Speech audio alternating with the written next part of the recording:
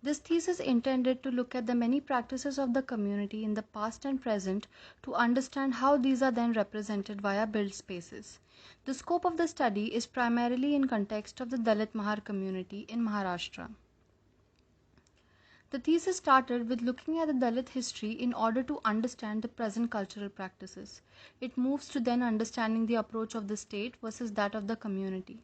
It derived the limitations and advantages of both these approaches to finally propose an alternative of its own, an alternative approach to building for a largely marginalized community. The history and the initial voices. The timeline given here traces the major events and modes of the Dalit assertive voices, starting from the 16th century saint Chokha Mela, the Bhakti movement, the Battle of Bhima Koregaon, the many reformers before finally reaching to Dr. Ambedkar. Most of the prominent sites today are associated with Dr. Ambedkar and the many movements carried out under his leadership. What are the voices of the contemporary times doing? What we see today are smaller, often collective voices which attempt to showcase Dalit narratives through mixed art and culture forms. However, they do not reach a wider audience due to factors such as caste stigma, lack of platform and organizations, etc. Given the above context and practice, what is the stand that the state decides to take? State in this case refers to anyone in power that takes it upon themselves to build a large project for quote representation and empowerment of the people. Most of these projects have a repeating template of output consisting largely of monumental or statuesque projects with programs such as memorials, convention centers, museums, etc. The most recent example is the upcoming Statue of Equality in Dadar over the Milllands. Meanwhile, the engagement of the community. While the state-built projects are mostly tribute projects, the community is more interested in participating in engaging events and spaces that are in relation to the Dalit assertive history. Example, Diksha Bhumi in Nagpur. However, these blow up only on a couple days and are deserted the rest of the year. Spaces which when engaged are engaged in huge numbers or remain mostly untouched. Looking at the two, it was important to select a site which was in context of the people it aimed at primarily providing for. The second important thing was to have a project that was relevant to the public throughout the year and not just on specific days, which was seen in the case of the community spaces. Keeping above things in mind, Indora Nagpur was selected for the project owing to the large Dalit Mahar population and a large Ambedkar following, a reason which led to Ambedkar choosing it as a place for the 1956 conversion of Dalits to Buddhism. The areas in pink mark the largest Dalit settlement in Nagpur, which is Indora. It belongs to the northmost cluster and is marked with number 1. The red showing Diksha Bhumi, which is again far from its primary audience and settlement. Further zoom in shows the closer fabric of the context along with the project site, which is the Indora ground. The location plan shows the larger context of the ground with the dotted circle showing the 250-meter radius of the surroundings. Bottom part has the Kamptee Road. It is the main large road connecting the city center to the extreme north of Nagpur. The site is finally connected to it via the Nara Road. The context consists largely of residential area with a ground in the center which acts as a connection node between the new and the old Indora. The houses on the site are about 2 stories high and have an average footprint of about 30 to 45 square meters. Most of these are low to middle income household. The Indora ground is what forms the major open ground for the community practice in area. The use of this ground is similar to the one-day event as mentioned earlier. The drawing on the left illustrates the state of the ground for the majority time of the year. It consists of construction debris, random cattle, dumping spots, random encroachment, abandoned car parking, etc. The right, however, is when the people decide to organize an event, be it a protest, an awareness camp, pandals for Ambedkar Jayanti or any other public event. Coming back to the larger context, there are however some well-organized community buildings, a particular practice of viharas on site. The ones marked in bold. The ones marked in dotted bold compare the contrast of these two buildings within the same neighborhood. A typical vihara is primarily a Buddhist worship place, but these settlements use it as a public building for various other activities. These are maintained and looked after by the local organization created by the residents of the same neighborhood. The illustration shows the engagement of a typical family with respect to the vihara. The most notable, however, is the engagement of the younger student generation, which seeks for a place for study and workspace since there is a lack of space in the much smaller houses. On the other hand is the Dr. Ambedkar International Convention Center. It has the template programs as discussed in the state practice earlier. The scale is huge as compared to the average house size of 40 square meters, as we can see in the northern part of the drawing. Given the above studies, programs and the scale of the project needed to blend in the intimacy of a vihara's community culture with infrastructure and scale possibility of a state-built project. An intervention that blended with the everyday of the people but had the ability to blow up as and when it was required to. In order to keep the scale of the building in check, a strategy to build a thin strip along the edge was adopted so as to leave the maximum area of the ground open. A peripheral project with choreographed edges would thus help claim, curate, and enclose the site well. The program segregation is majorly planned keeping in mind the temporary and permanent use. While permanent programs stayed active year-round, the temporary part would function as an open public space but would transform as and when a large event was to be held. The genre of programs would largely be a mix of community-run culture lab. The permanent programs are further divided into three subparts. The community programs derived from the Vihara culture, the culture lab programs in the center, and the production publication zone at the complete right end. The project then looks into the ground leading down to the large sinking amphitheater, almost like a dipped down bowl. The ground floor plan shows the thin, almost like a bar building along the bottom end of the site. Since the building houses programs for the community which blended into their everyday, placing it along this end made it most accessible to the local residents. The amphitheater is at the top, which is closer to the commercial end and observes a more mixed engagement. The central axis is what connects the amphitheater at the top to the building at the bottom. The zoom-in plan shows segregation and further breakdown of the programs. There is a buffer of semi-open space each time there is a transition from one program to another. The key plan here indicates the part that has been zoomed into. The community and culture lab is also stitched via a combination of semi-open and public programs such as spill-out area, canteen, mess, etc. The central axis is a buffer that has a scope to become a spill-out extension whenever a bigger event is planned. The plan has been reoriented, showing the production and archival space, a space for storing and archiving the production which gets displayed at the exhibition zone to the north.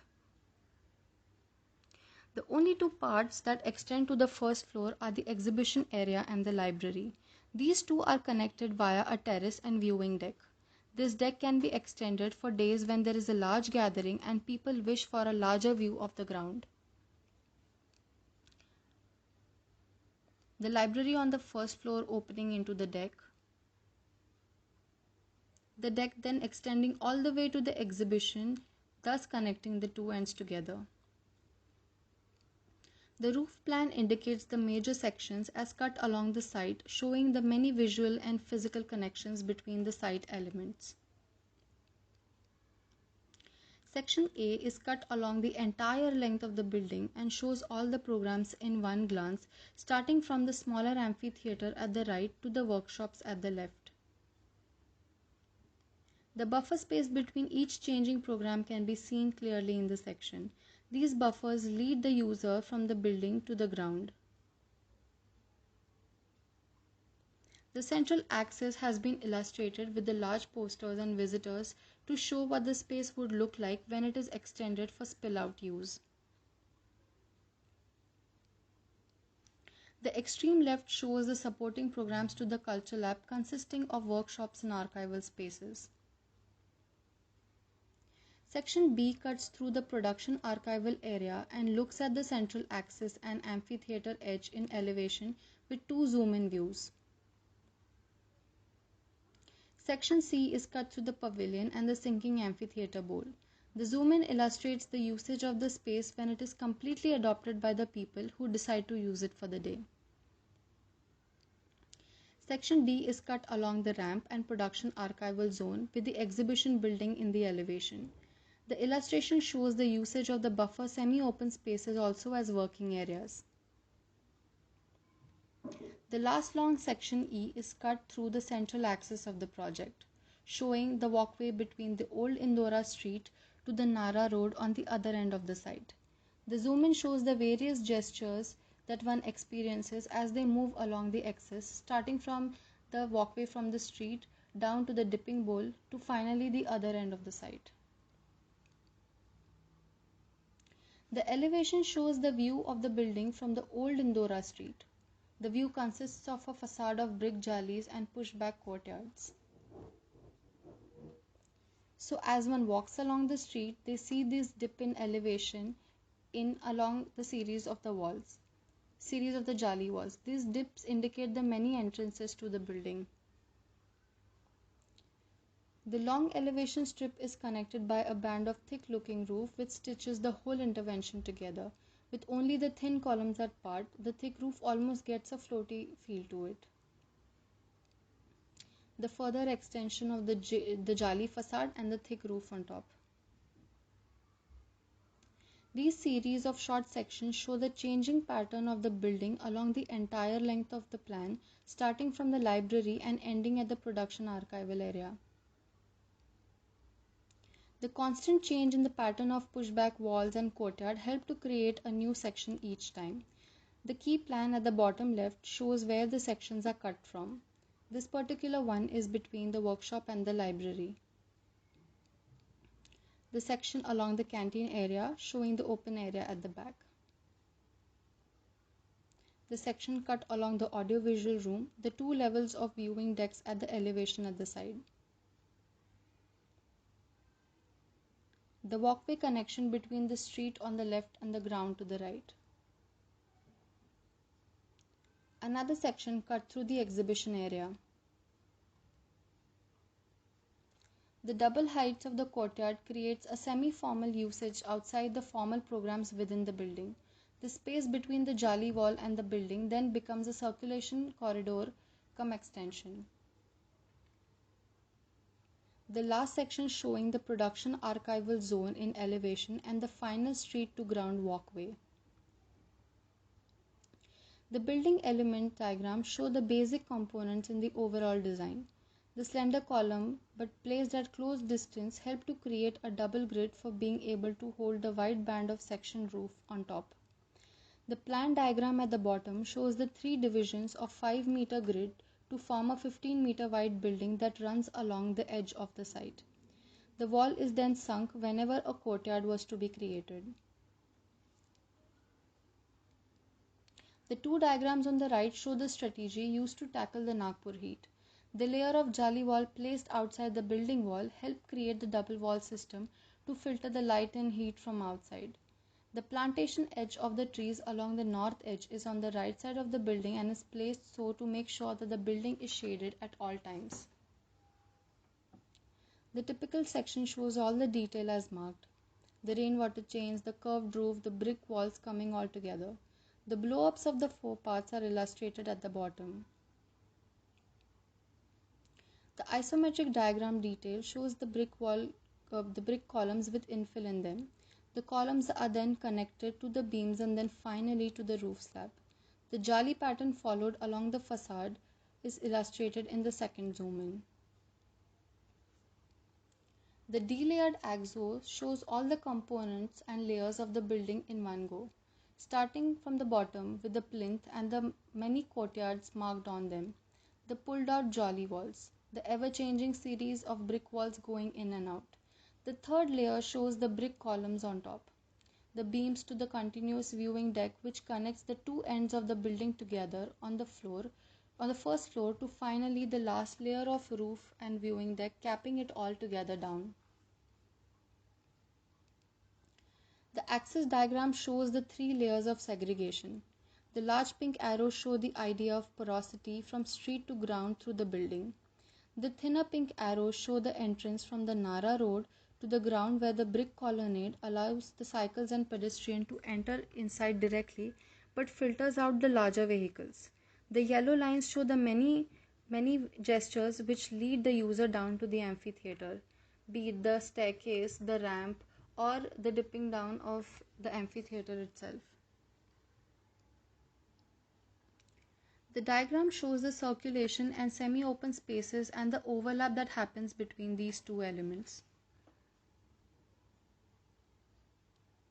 The shadow pattern and courtyard diagram shows how the building is shaded throughout the day. The water calculation and the area statement along with it. Drainage and stormwater diagram. Nagpur sees very low rainfall. However, there is a provision for stormwater drains directing the rainwater for the groundwater recharge along the building and the amphitheater as well. The final drawing shows the entire site axo when it is completely adopted by the people. The amphitheater with its crowd, the event stage installed, the entire central part being used as a public ground by the people, the building decks used for extending exhibitions or arranging screenings, etc., and the overall planned peripheral edge of the site that encloses the ground together. The 6 zoom-in views shows the various point of views across the site, starting from one end showing the smaller amphitheater on one end to the pavilion which leads down to the amphitheater, the Indora bus stop in the view of number 3, number 4 showing the exhibition area, number 5 showing the entire amphitheater again, and finally to the last view. The overall view of the site once again. Thank you.